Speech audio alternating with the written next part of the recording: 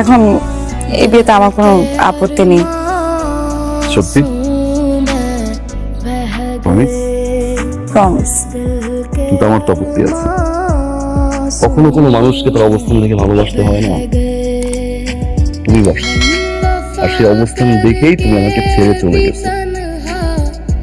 ঠিক এখন আবার অবস্থান দেখেই বিয়ে করতেছো। অবস্থান দেখে যে মানুষটা চলে যায়, সে আর যাই হোক আমার লাইফ পার্টনার হতে পারে না। আমি তোমাকে ভালোবেসেছিলাম, সারা জীবন ভালোবেসে যাব। বাট যে আমাকে এবং আমার ভাইয়ের সিকিউরিটি গার্ডের ড্রেসটাকে ছোট করে, তাকে কখন আমার লাইফ পার্টনার বানাতে পারবে।